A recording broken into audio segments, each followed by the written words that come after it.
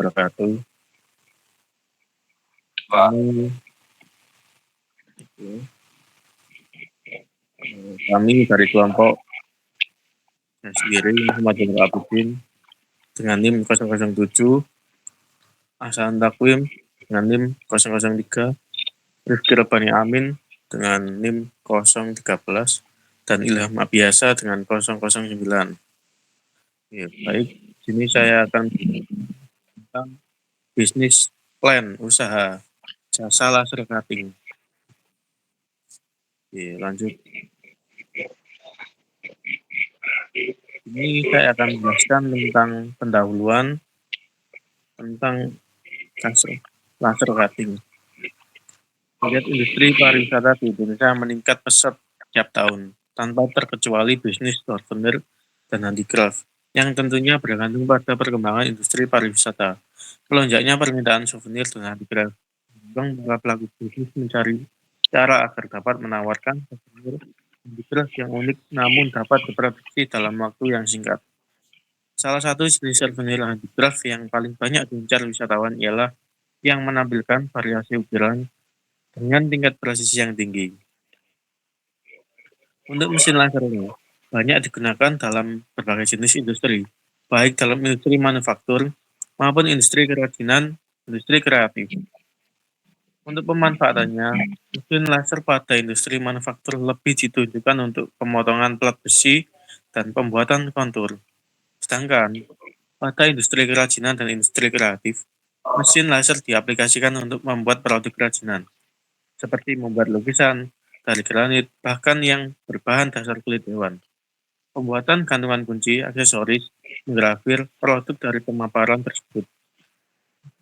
Sering digunakan untuk memotong dan menggrafir benda yang mempunyai sifat material dan kontur yang sulit yang tidak bisa dikerjakan oleh mesin konvensional. Ini cara gambaran umum rencana usahanya.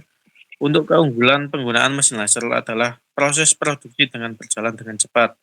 Karena mesin laser dapat menerima data langsung dari komputer, mampu memotong benda-benda rumit, dan juga mampu membuat grafir seperti yang dikehendaki dan mampu meminimalkan material sisa. Tapi proses pembuatan dengan menggunakan mesin laser terdapat permasalahan. Beberapa kerugian dari proses mesin laser antara lain yaitu mengkonsumsi daya yang tinggi dan penggunaan daya berdasarkan proses yang digunakan dengan demikian. Untuk efeknya, penggunaan sinar laser yang membuat suhu menjadi panas dan mengemukakan terdapat beberapa solusi untuk mengatasi permasalahan pada proses laser cutting. Dengan bahan dasar akrilik, salah satunya adalah mengoptimasi variabel-variabel yang membuat produk tersebut.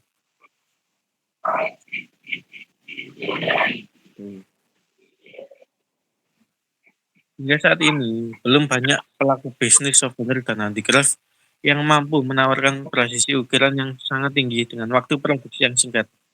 Dan untuk mayoritas masih menggunakan cara tradisional, yakni manual dengan tenaga kerja pengukir. Terdapat beberapa kendala dengan cara tradisional tersebut antara lain. Nah, ini bukan kelemahan-kelemahannya. Yang pertama, keterbatasan dalam tingkat presisi dan juga menjadikan hasil tidak konsisten.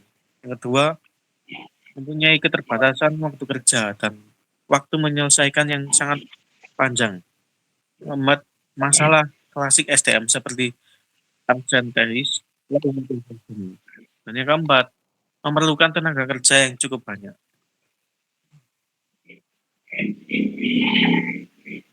Melihat kondisi tersebut, terdapat peluang untuk bisa mengatasi kelemahan metode tradisional. Dan untuk solusinya ialah dengan melakukan otomatisasi dalam proses produk ukiran. Otomatisasi produksi ini akan menggunakan dua tipe mesin, yakni mesin laser dan CNC. Secara umum, beberapa keunggulan otomatisasi produksi ini antara lain, yang pertama untuk presisi yang tinggi, manfaatnya dapat menghasilkan tingkat presisi yang tinggi dan konsisten sehingga tingkat kesalahan dapat diminimalisir dan sesuai dengan desain yang diinginkan. Yang kedua, mengoptimalkan overtime. Manfaatnya dapat mengoptimalkan overtime sangat penting saat deadline cepat dan membuat waktu produksi yang singkat. Yang ketiga, mudah dipakai. meminimalisir masalah klasik SDM karena hanya diperlukan satu orang untuk operator untuk tiap mesin. Nah, di sini saya akan menyebutkan potensi dan visi dan misi. Dengan demikian, pemilik menilai peluang ini sangat prospektif, mengingat tingginya permintaan dan belum banyaknya pemain di segmen jasa drafting dan cutting khususnya di Provinsi Bali. Pemilik berniat mendirikan perusahaan yang menyediakan jasa engraving dan cutting dengan media laser dan CNC. Untuk visi dan misi perusahaan, untuk visinya menjadi penyedia jasa engraving dan cutting berkualitas tinggi dan unggul di Provinsi Bali. Dan misinya menyediakan jasa engraving cutting berkualitas tinggi dengan tingkat presisi tinggi dan waktu penyelesaian yang singkat. Oke, ini bisa dilanjut dengan Mas Rifki. Monggo.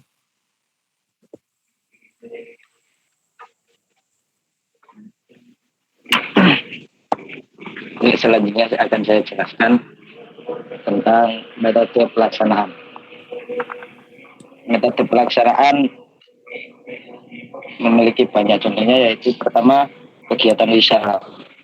Cutting layar bergerak dalam sektor jasa, yakni penyediaan jasa engraving dan cutting untuk berbagai macam material seperti akrilik, wood, resin, leather, rubber, granit, dan berbagai jenis logam. Jasa tersebut utamanya akan ditujukan kepada pelaku usaha souvenir dan handicraft di Provinsi Bali. Yang kedua yaitu bentuk badan hukum.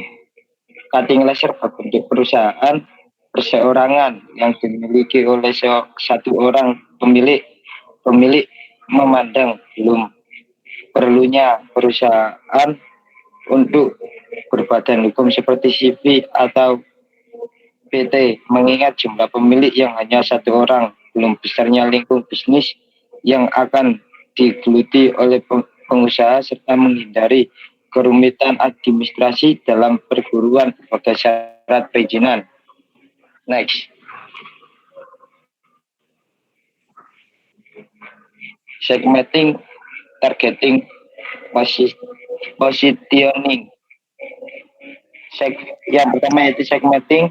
Cutting laser menyediakan jasa cutting dan engraving sebagai macam material dengan menggunakan media mesin, laser dan CNC. Jasa cutting dan engraving ditawarkan dalam satuan sentimeter kubik. Keunggulan jasa ini antara lain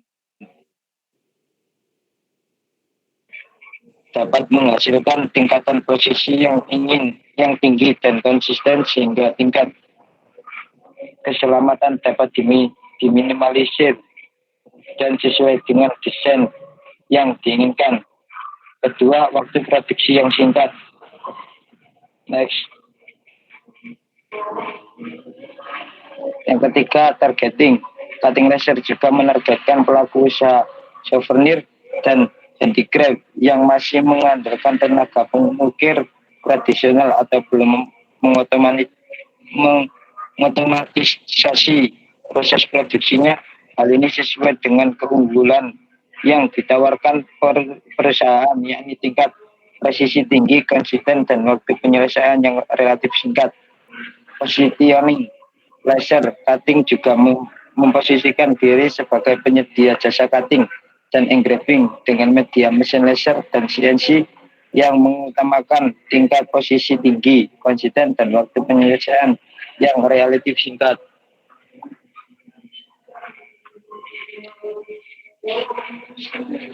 Yang selanjutnya yaitu program pemasaran, daerah pemasaran dan pengembangan. Yang pertama yaitu pengusaha dan akan langsung membidik pelaku usaha souvenir dan handicraft di sentra-sentra kerajinan seperti kota besar yaitu Surabaya, Jakarta, Bandung, dan Bali. Kebijakan harga yang ditetapkan oleh cutting laser adalah 250 per cm kubik. Harga tersebut jauh lebih murah dibandingkan yang ditawarkan oleh kompetitor karena cutting laser memiliki proses produksi yang efisien.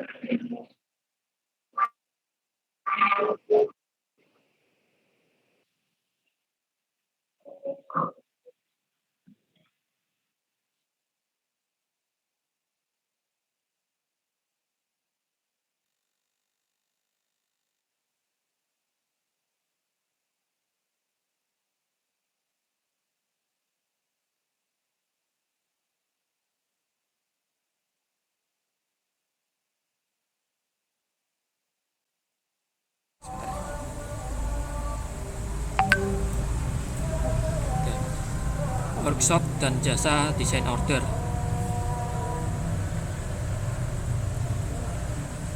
Workshop operasional akan dibangun di Gresik.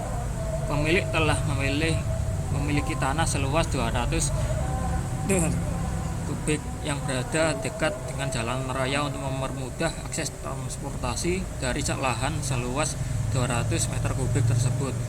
60 meter kubik akan digunakan untuk membangun workshop dengan mesin laser desain CNC berpresisi tinggi, konsisten dan waktu penyelesaian yang relatif singkat. Pelanggan juga dapat mengkustomisasi desainnya hingga demikian rupa.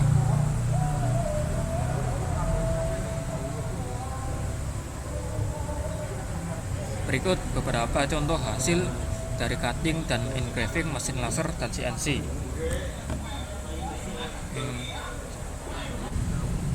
Cara atau langkah pembuatan. Bisa kembali ke slide yang contoh-contohnya, Mas Ilham. Contoh hasil.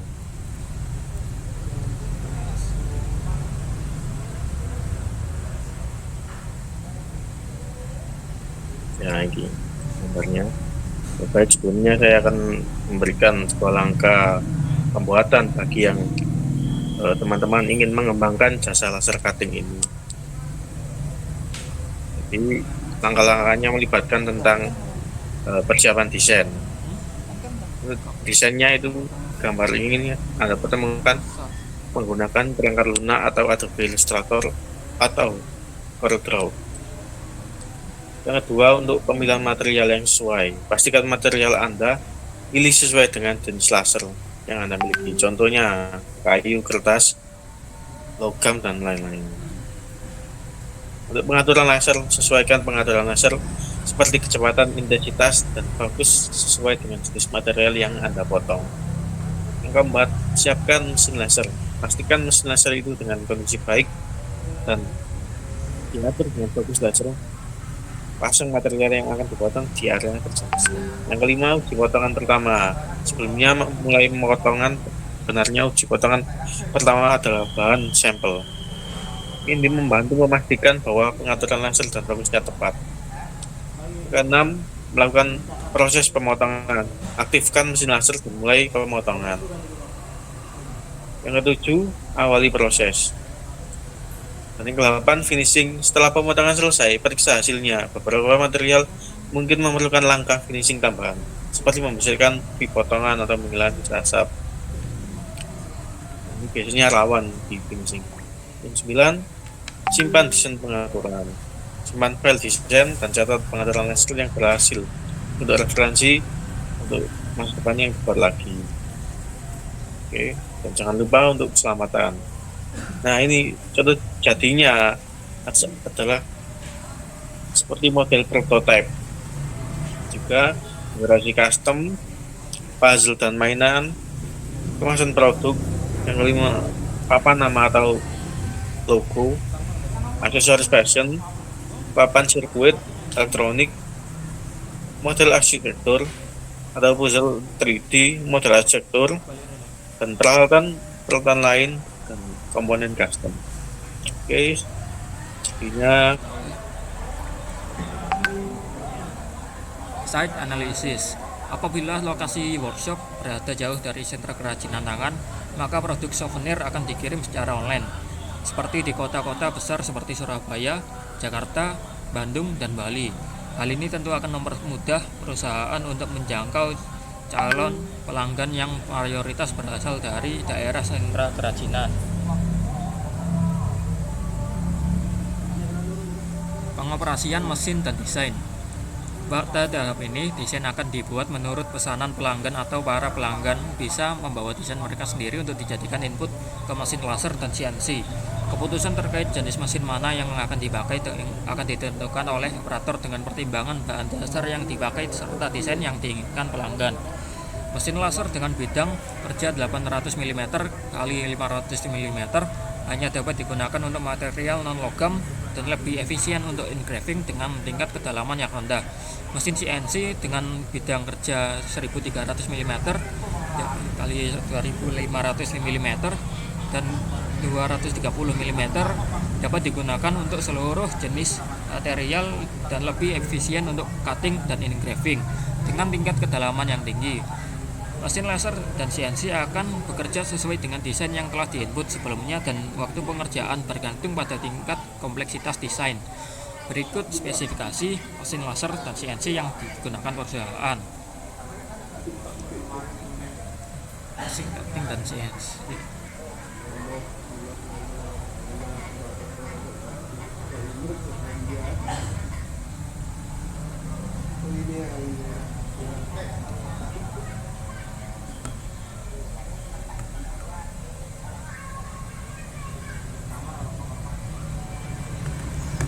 Baik.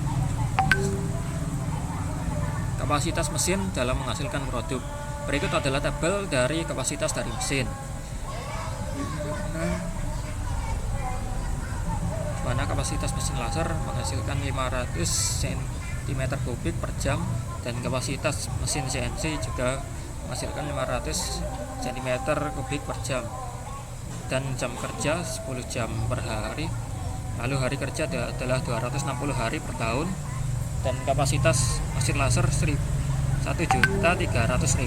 cm3 per tahun dan kapasitas mesin CNC 1.300.000 cm3 per tahun. Dan dari kapasitas produksi tersebut akan dihasilkan produksi jasa tiap tahunnya sebesar, untuk mesin laser kapasitas produksinya untuk setiap tahunnya adalah 1.300.000 dan utilasi kapasitasnya adalah 80% per tahunnya dan produksi per tahunnya juga 1.040.000. Dan untuk mesin CNC adalah menghasilkan kapasitas produksi sebesar 1.300.000 per tahunnya dan utilisasi kapasitas sebesar 80% per tahun juga dan produksi sebesar 1.040.000 juga per tahun.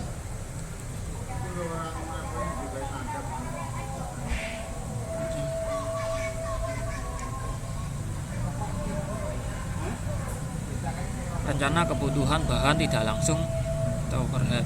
Berikut adalah rincian kebutuhan overhead dari sumber bahagia laser, di mana biaya listrik adalah 60 juta per tahunnya,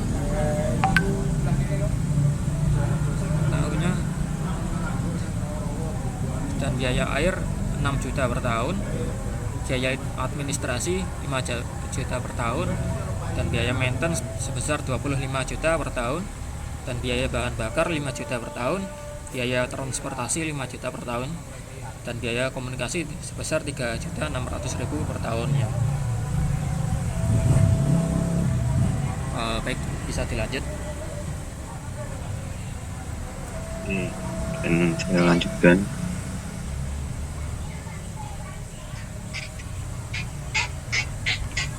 Biaya praoperasi sebelum memulai beroperasi, terdapat beberapa biaya yang harus dikeluarkan perusahaan yang terkait hal yang bersifat fundamental seperti pengadaan aset tetap perusahaan, urusan administrasi, dan lain-lain. Berikut rincian biaya dikeluarkan cutting laser. Biaya gaji, ada biaya administrasi dan biaya marketing. Untuk biaya gaji merupakan biaya yang dikeluarkan untuk menggaji pekerjaan yang membangun workshop. Perusahaan bisa biaya gaji ini dibayarkan setiap bulannya selama 4 bulan. Terus yang selanjutnya adalah biaya, belum selesai mas, di scroll. Oke, saya lanjutkan. Biaya administrasi merupakan biaya yang dikeluarkan untuk keperluan administrasi perusahaan selama masa pengadaan aset tetap seperti surat-surat dokumen dan lainnya. Ada juga biaya marketing. Ini merupakan biaya yang dikeluarkan untuk keperluan pemasaran perusahaan dengan tujuan yang membangkitkan awareness dari pelanggan potensi yang yakni pelaku usaha souvenir dan handicraft terkait eksistensi perusahaan.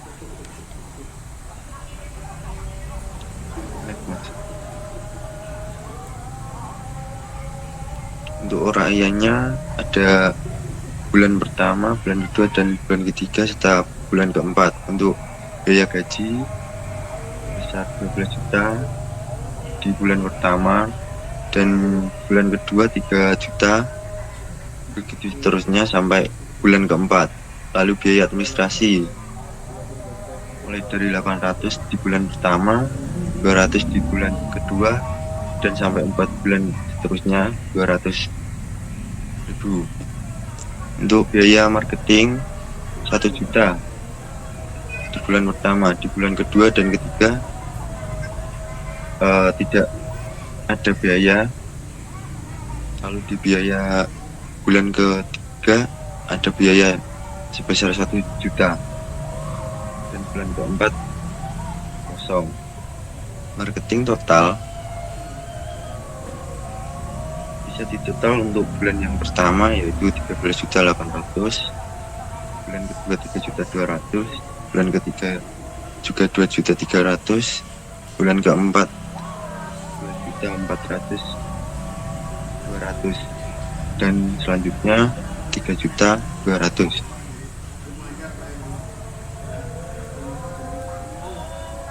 Untuk selanjutnya adalah kebutuhan investasi.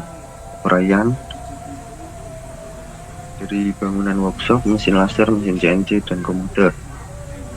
Biaya dari workshop yaitu 30 juta, dan biaya setelah markup adalah 33 juta. Mesin laser 40 juta, dan biaya setelah markup 4 juta. Bisa dilanjut aja mas. Untuk selanjutnya adalah modal kerja. Untuk kepentingan modal kerja, laser menggunakan pendanaan yang berasal dari 2 sumber pendanaan, yaitu modal sendiri, ekuitas, dan pinjaman. Ekuitas berasal dari modal yang disetorkan pemilik perusahaan, sedangkan untuk pinjaman berencana untuk mengeluarkan pinjaman kepada lembaga pinjam. Ini berlaku waktu selama 5 tahun. Berikut adalah besaran proporsi pendanaan yang digunakan perusahaan. Ekuitas sebesar 80%, loan 20%, dan totalnya adalah 10%.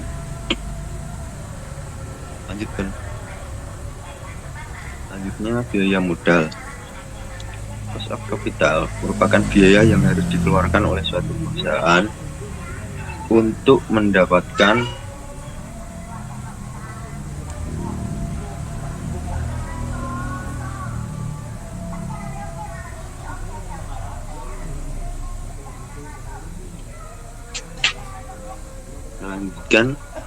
perhitungan cost of capital yang tepat akan dapat membantu perusahaan untuk memaksimalkan return yang diperoleh dengan mengeluarkan cost of capital yang di minimum.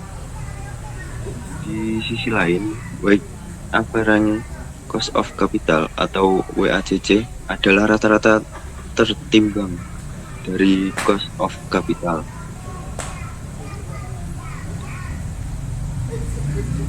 Pada debt dan equity dengan rumus sebagai berikut: WAC sama dengan KE kali RE ditambah KD kali RD,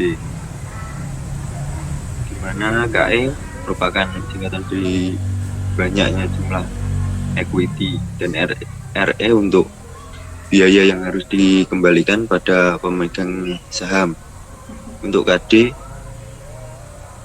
adalah singkatan dari biaya yang harus dikembalikan pada pemegang utang. Lanjut, untuk menilai kelayakan suatu usaha, sebelumnya usaha tersebut dijalankan, maka perlu dilakukan beberapa analisis keuangan, antara lain A. Net present value merupakan penjumlahan seluruh present value dari net cash flow suatu proyek, baik yang merupakan initial investment ataupun proyeksi cash flow di masa mendatang. Apabila hasil penjumlahan tersebut lebih besar dari 0, maka proyek tersebut dianggap layak untuk dijalankan. Yang kedua adalah internal rate of return, IRR, dari sebuah investasi merupakan discount rate di mana net present value dari biaya-biaya di atas sebuah proyek sama dengan net present value dari keuntungan yang diterima. Ketika IRR lebih besar dari cost of capital, maka proyek dianggap layak karena menghasilkan tingkat pengembalian yang cukup besar dibanding biaya yang harus dikeluarkan untuk menghasilkan modal.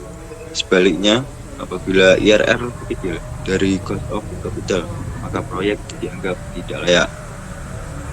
Selanjutnya ada payback period, merupakan periode waktu yang dibutuhkan sebuah proyek untuk mengembalikan nilai investasi yang telah dikeluarkan. Semakin pendek payback period, maka proyek semakin naik.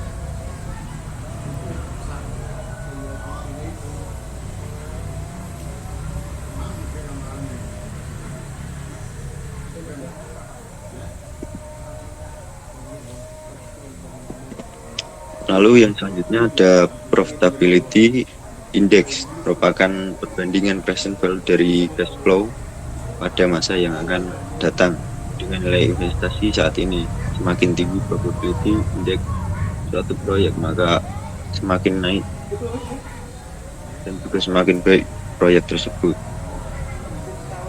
Selanjutnya ada benefit atau cost ratio, rasio yang membandingkan cash flow positif dengan cash flow negatif dari sebuah proyek. Semakin tinggi nilai BB rasio, maka semakin baik proyek tersebut untuk dijalankan. Banyaknya pergerakan asumsi ditentukan oleh jumlah iterasi yang digunakan pada simulasi ini. Jumlah iterasi adalah 1000. pergerakan asumsi sejumlah literasi tersebut akan menghasilkan probabilitas NPV positif, NPV negatif, dan case negatif tertentu. Pergerakan tersebut akan tergambar pada grafik Monte Carlo di bawah ini.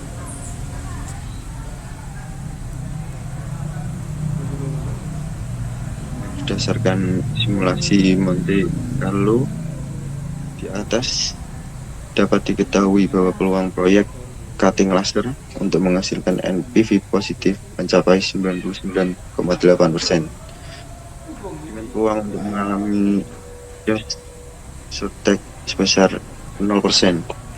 Hal ini mencerminkan bahwa proyek cutting laser sangat baik karena akan selalu menghasilkan NPV positif serta terhindar dari cash shortage walaupun dihadapkan pada 1000 situasi random.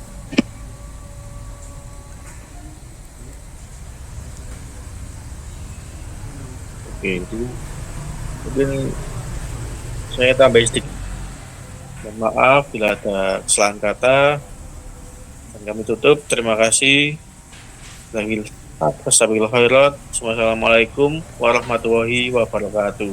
Waalaikumsalam warahmatullahi wabarakatuh. Wabarakatuh. Buat